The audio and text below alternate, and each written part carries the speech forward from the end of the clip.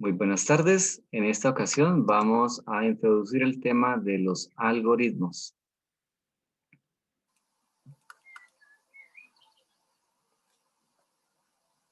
Bien, en esta temática de algoritmos vamos a cubrir los siguientes tópicos.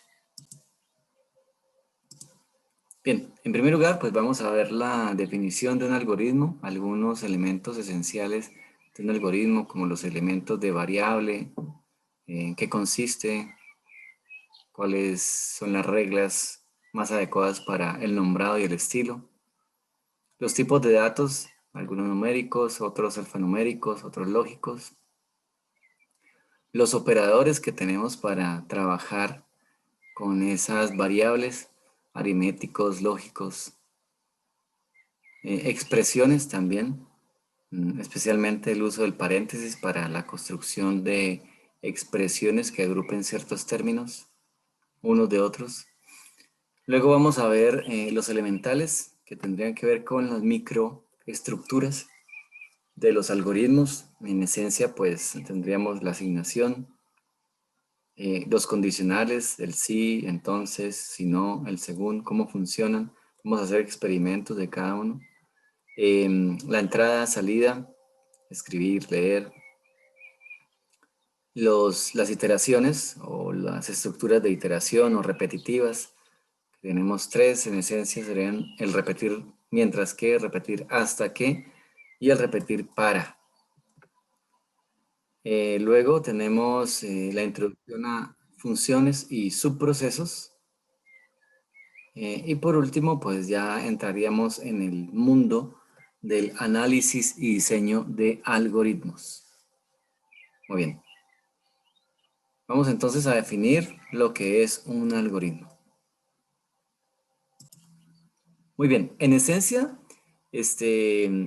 primero tenemos un término que viene del persa y del latín y del griego, que en esencia transmite la misma idea acerca de un conjunto prescrito de instrucciones o reglas que están bien definidas, tienen una secuencia determinada, es decir, están ordenadas y que terminan en algún momento, empiezan y terminan.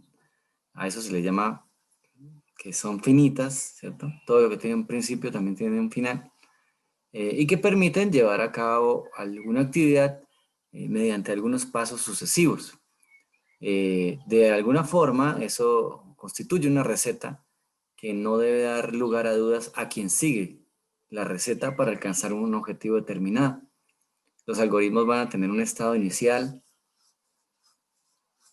una entrada, siguiendo los pasos se llega a un estado final o salida, obteniéndose la solución a un problema como tal.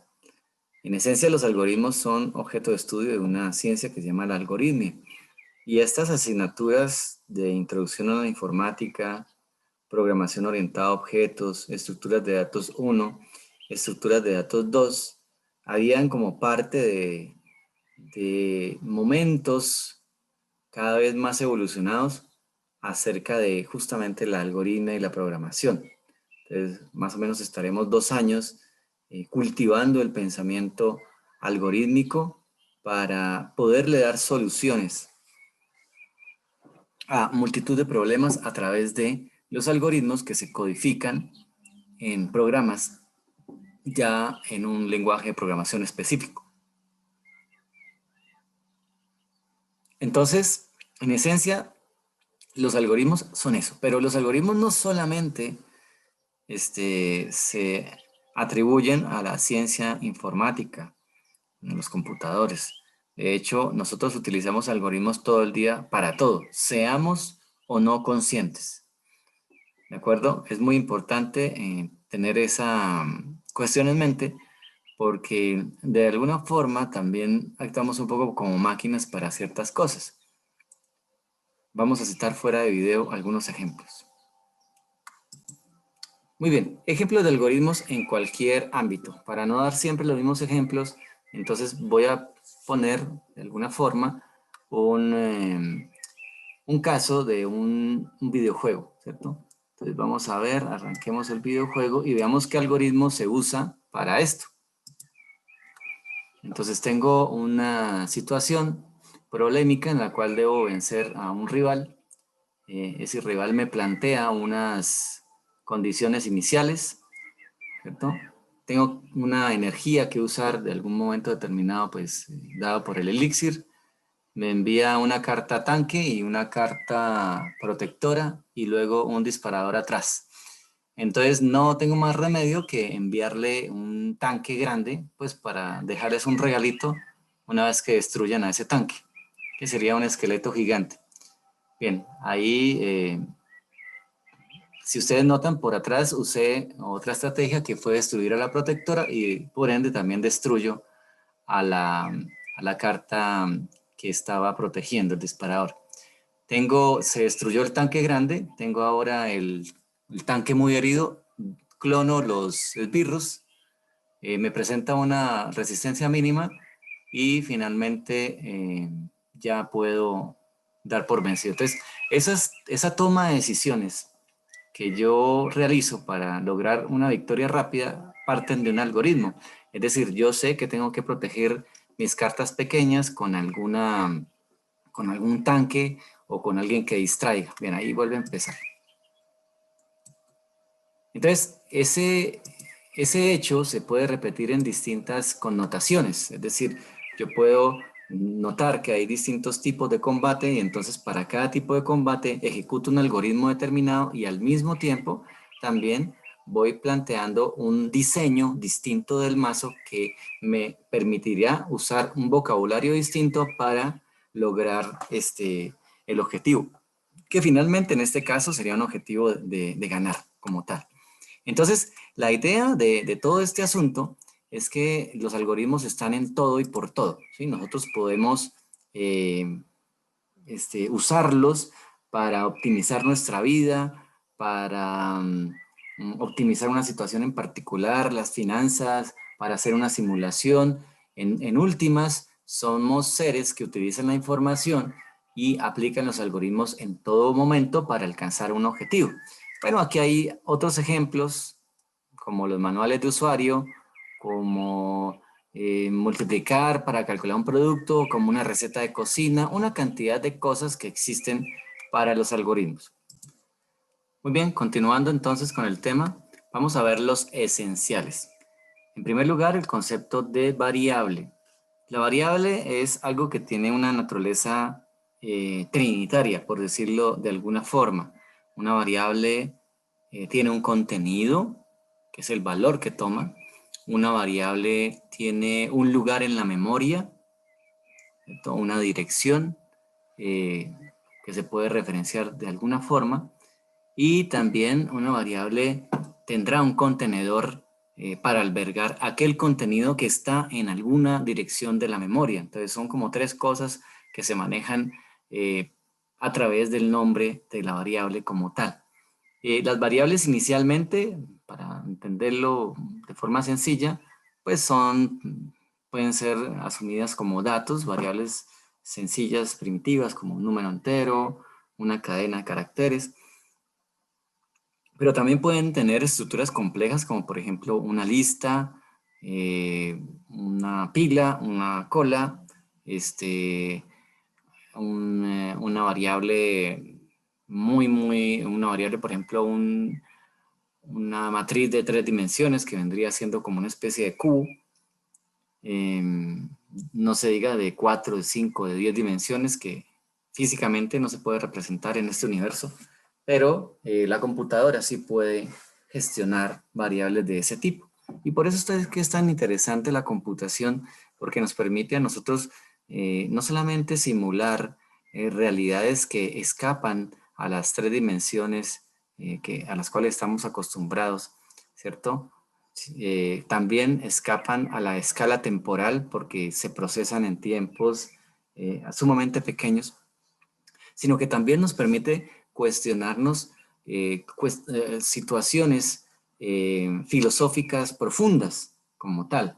Una de ellas muy famosa, el argumento de la simulación, por ejemplo, el cual nos plantea que es probable que existamos en un universo simulado, en una computadora de una civilización sumamente avanzada. Entonces, hay muchas cosas que nos podemos indagar acerca de la computación y estos temas son el abreboca para poder ingresar a ese mundo. Pero en esencia, una variable nos permite guardar información, ¿cierto? En esencia, pues datos que se están procesando para producir más información, ¿cierto? Y bueno, pues allí están los diagramas.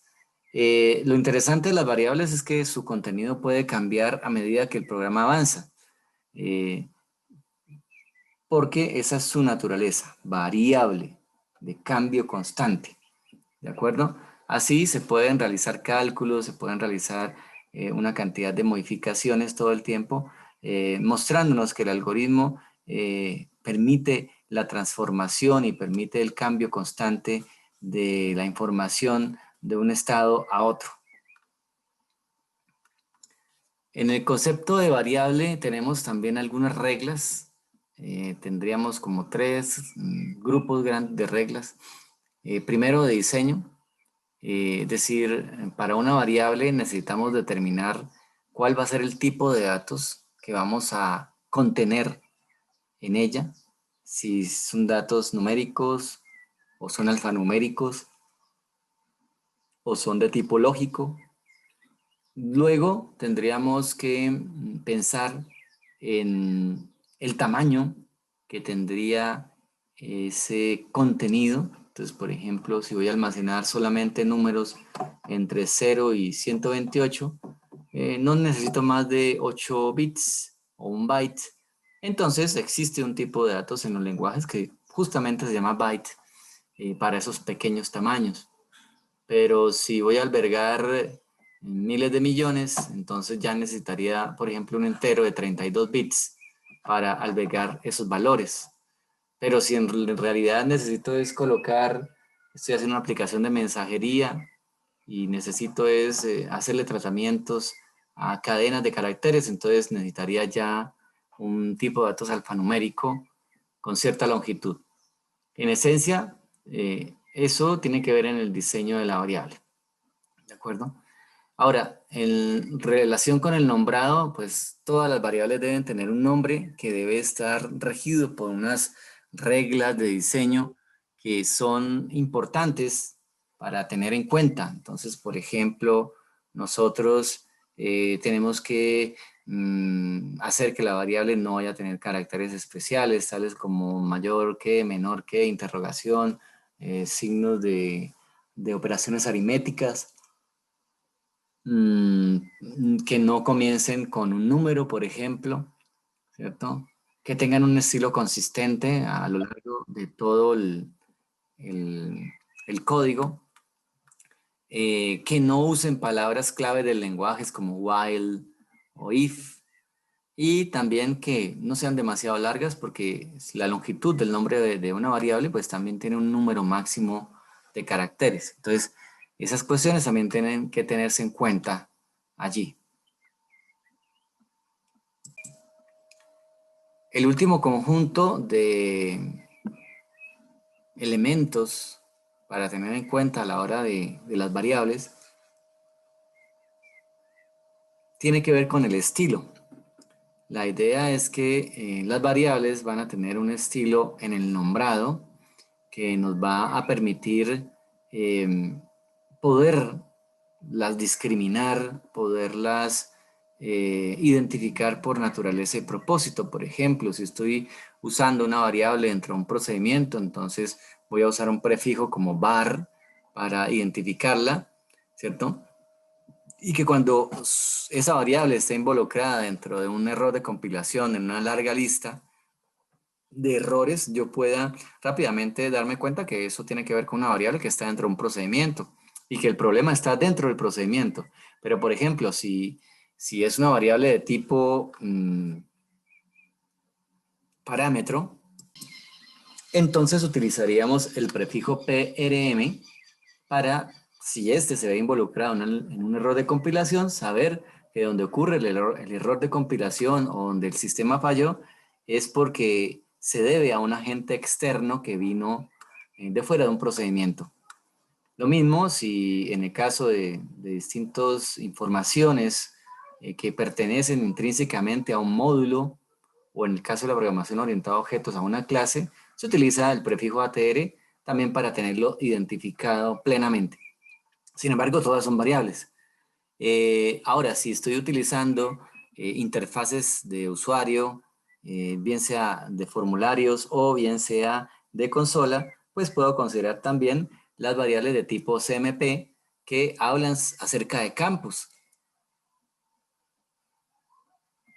Donde los campos es donde los lugares donde el usuario deja información desde fuera del sistema, es decir, introduce por teclado la edad o un número cualquiera, y entonces él siempre la deposita en un campo. Entonces, esa información a través de los campos ingresa al sistema, haciendo que nosotros tengamos de alguna forma también la plena identificación de que si se presentó un problema con una variable de tipo CMP, pues tendremos entonces el origen y el rastro de dónde viene el problema.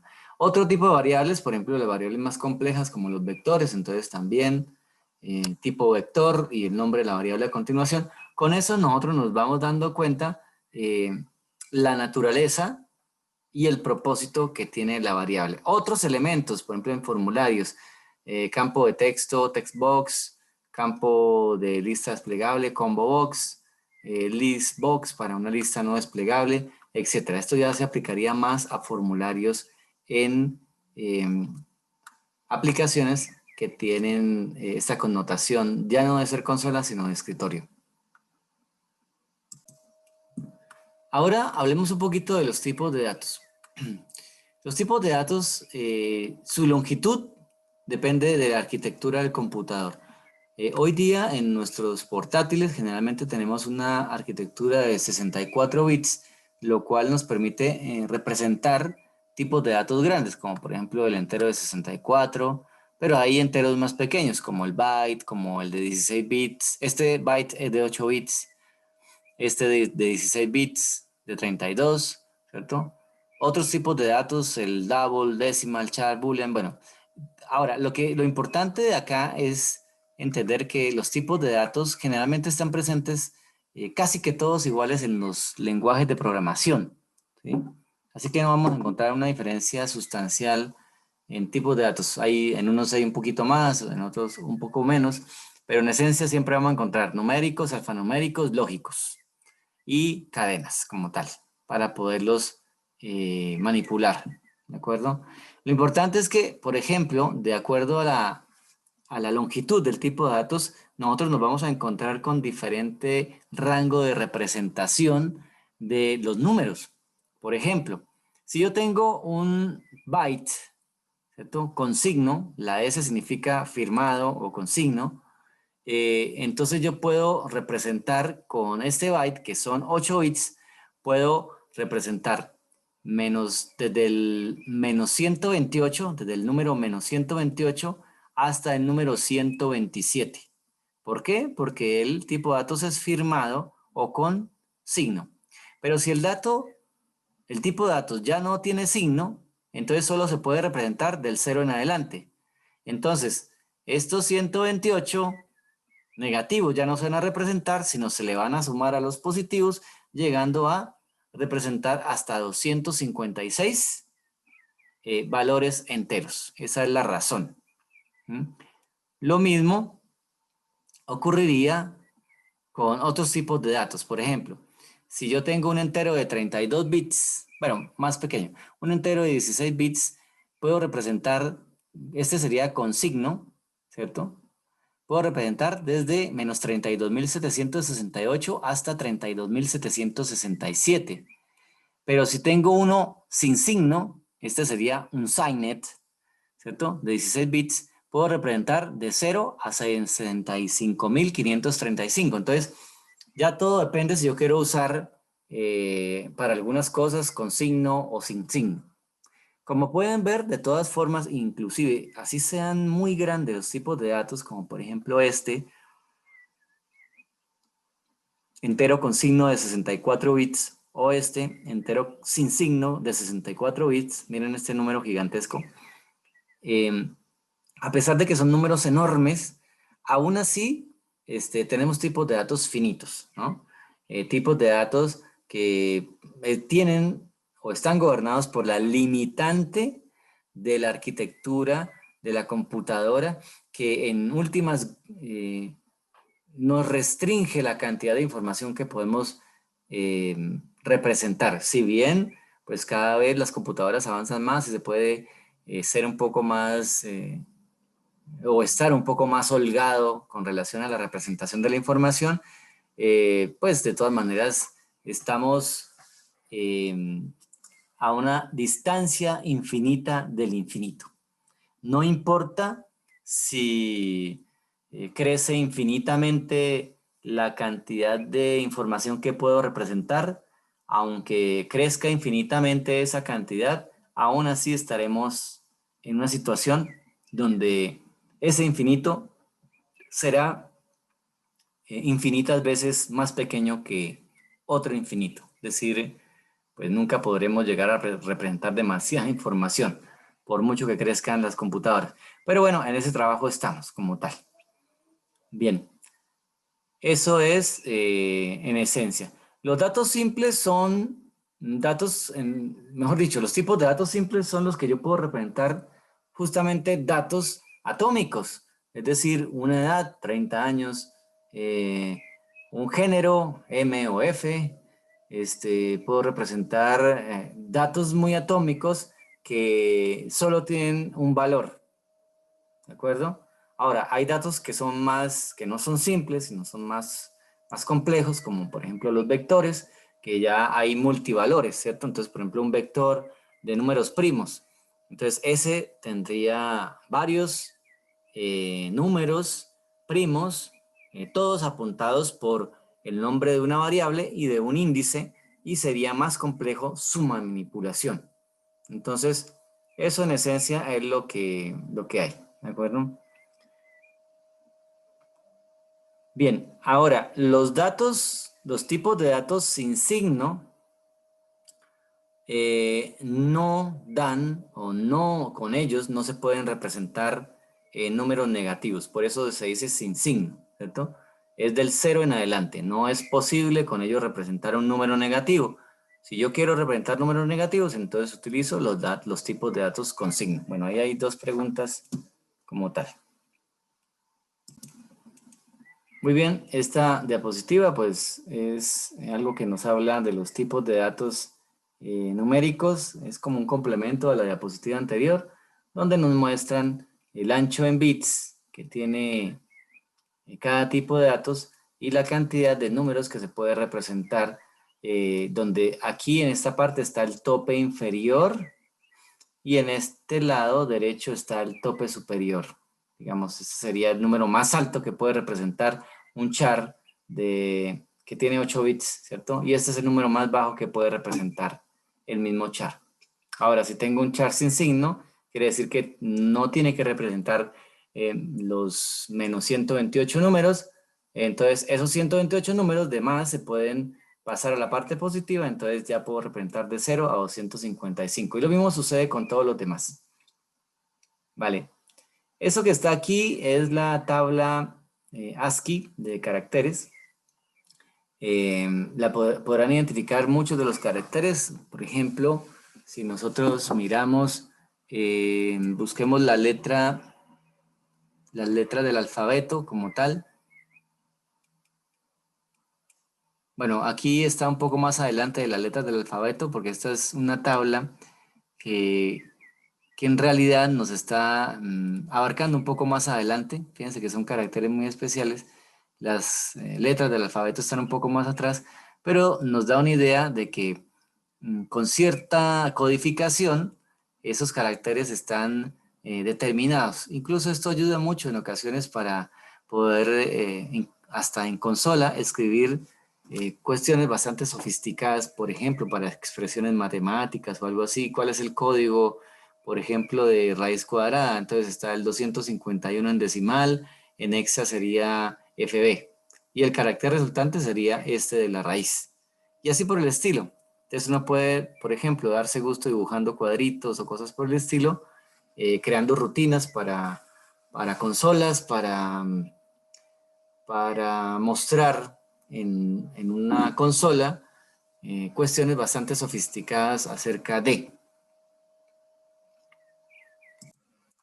Aquí en esta pantalla podemos encontrar el uso intensivo de distintos caracteres para organizar una vista en una consola mediante un menú. Entonces tenemos el uso de los corchetes, de los guiones, de las barritas, más corchetes por aquí, para que esa entrada tenga, o esa presentación tenga un sentido para el usuario final. Aquí volvemos a hacer uso de ese tipo de cuestiones y cada vez pues se va dando como una personalidad mejor a la aplicación como tal. Para eso se usan esas tablas en las cuales yo detecto el código que quiero representar y lo uso en el marco de un algoritmo que construye probablemente una interfaz. Este es un ejemplo muy rústico de lo que se podría hacer. Muy bien. Y esta es la aplicación que estaría trabajando por detrás de esto.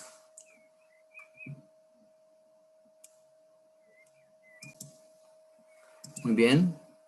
Ahora vamos a entrar a los operadores. ¿Los operadores de qué se tratan? Los operadores son aquellas, no son variables, son aquellas cosas que representan operaciones, bien sea matemáticas, lógicas o de comparación, que nos permite crear expresiones entre los contenidos de las variables y producir nueva información, quizá asignada a las mismas variables o a variables nuevas.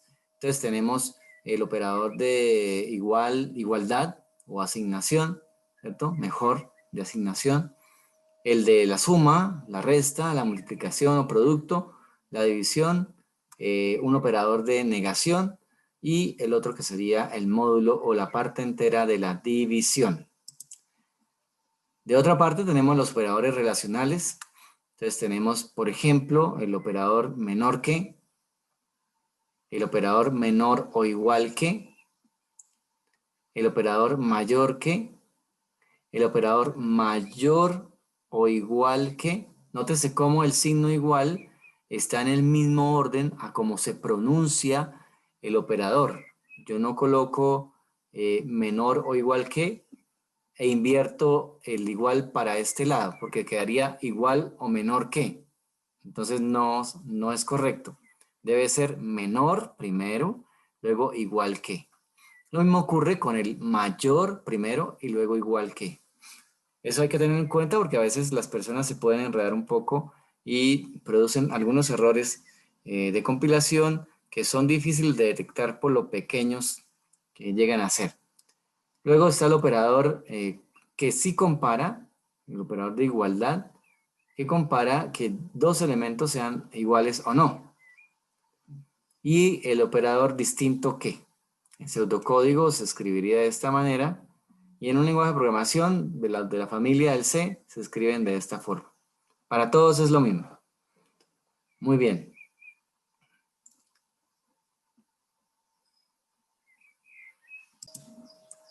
Otro tipo de operadores consiste en los operadores lógicos. Estos son el operador y, el operador o, el operador no, el operador es igual a y el operador es distinto de. Entonces la idea es que estos operadores nos permiten crear expresiones que finalmente se evalúan con un es verdadero o es falso, las cuales veremos ejemplos más adelante. Vamos ahora a los elementales, que son las partes integrantes o el vocabulario de elementos con los cuales yo puedo construir distintos programas. Tengo dos formas de representación. La primera es la forma gráfica o diagrama de flujo y la segunda, la forma de pseudocódigo. Como ustedes pueden darse cuenta, la forma de pseudocódigo es semejante a la diagrama de flujo, solo que esta agrega algunos, no sé, rótulos y algunas formas geométricas para representar algo que es en esencia lo mismo. En mi experiencia, sobre todo cuando uno empieza a escribir algoritmos grandes, es muchísimo mejor trabajar directamente con pseudocódigo. Pero aquí tienen las dos representaciones para que tengamos el paralelismo. Entonces la idea es que si yo voy a utilizar la estructura leer, utilizo esta palabra reservada en pseudocódigo que se llama leer. Aquí ya está aplicado el estilo para las variables. El nombre de la variable estaría indicado por nombre variable y su naturaleza es de variable, por eso se coloca el prefijo var como tal. Y entonces aquí tengo que este elemental permite el ingreso de información al algoritmo. Entonces tendría la lista de variables. ¿Quién es? Pues la lista de variables, todo lo que se va a leer separado por comas. Por ejemplo, yo puedo leer de una sola, no es recomendable, pero de una sola podría leer 3, 4 variables. ¿Por qué digo que no es recomendable? Porque es importante que cada variable esté acompañada por su rótulo o su etiqueta. Es decir, que el usuario final sepa, en la interfaz, sepa qué tipo de información se le está solicitando para cada variable. Entonces, si yo tengo 3 variables, edad, sexo y nombre, por ejemplo, y las coloco allí, simplemente, pues lo que voy a ver en la consola es un cursor que está esperando, esperando, esperando todo el tiempo, pero no me dice qué es lo que necesita. Entonces, lo mejor es siempre, consejo, solo se lee una variable por cada leer. Y bueno, antes se le va a poner el rótulo. Muy bien, el siguiente elemental es obviamente la contraparte de el leer. En otras palabras, el escribir. Casi siempre va uno con el otro. Entonces tenemos nuevamente el diagrama de flujo que representa la estructura escribir y el escribir es pues expresado, ¿sí? Mejor como un pseudocódigo. Entonces, en este caso se escribe un saludo, que es el hola mundo, y ya.